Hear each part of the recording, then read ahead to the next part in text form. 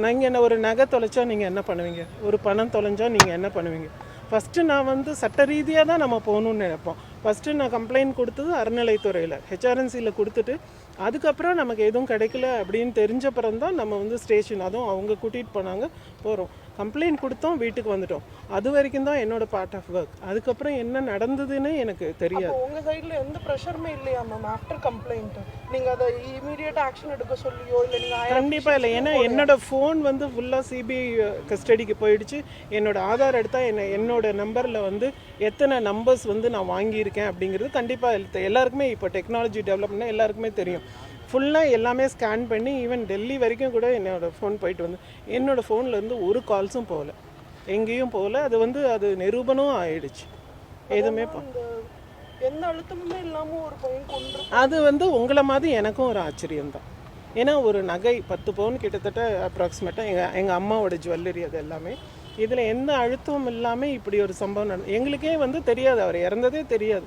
எங்களை அடுத்த நாள் வந்து போலீஸ் வீட்டிலேருந்து கூட்டிகிட்டு போகிறாங்க.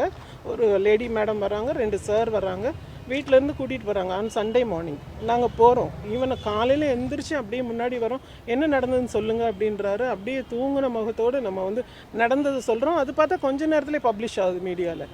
அப்போ நம்ம போகிறோம். அங்கே போய் ஸ்டேஷனில் டிஎஸ்பி வந்து உங்கள்கிட்ட வாக்குமூலம் கேட்கணுன்றாங்க. அப்போது அந்த தம்பி இறந்தது தெரியாது. அப்போ நம்ம நடந்தது சொல்லணும்னு வெயிட் பண்ணுறப்ப இல்லை கோர்ட்டுக்கு போங்கன்றாங்க. சண்டே அது கோர்ட்டுக்கு போகிறோம். கோர்ட்டில் வந்து ஜட்ஜு சார் இருக்காங்க, ஜேஎம் கோர்ட் அங்கே திருப்புவனத்தில். அந்த கோர்ட்டில் அவரை முன்னாடி நடந்ததெல்லாம் நம்ம சொல்கிறோம். அப்போ தான் ஒரு சார் சொல்கிறாங்க, இவங்ககிட்ட சொல்லிடலாமா அப்படி. என்ன சொல்லிடலாமான்னு நான் நினச்சிட்ருக்கேன். ஒருவேளை ஜுவல்ஸ் கிடச்சிச்சு, நம்மளை அடையாளம் காமிக்கிறதுக்கு தான் கூப்பிடுறாங்க போல், இப்படி நினச்சிட்டு தான் நானும் அம்மாவும் போகிறோம்.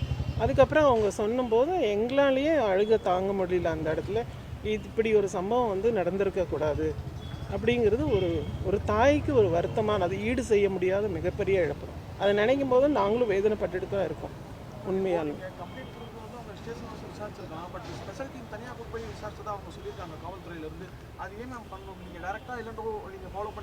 இல்லை, ஸ்பெஷல் டீமை கூப்பிட்டுட்டு போய் விசாரிச்சாங்கன்றது எனக்கு தெரியாது இல்லையா. நான் கொடுத்து என்னோட கம்ப்ளைண்ட்டே நாங்கள் அரௌண்டு 3 o'clock ஸ்டேஷன் போயிட்டோம். ஆனால் கம்ப்ளைண்ட் என்கிட்ட வாங்கினதே 7க்கு மேலே தான். ஏன்னா இவருக்கு இன்ஸ்பெக்டர் வரதுக்காக வெயிட் பண்ணுங்கன்னாங்க. அதுக்கப்புறம் நாங்கள் அவ்வளோ நேரம் அந்த கொசுக்கடியில் வெயிட் பண்ணிகிட்டு இருக்கோம்.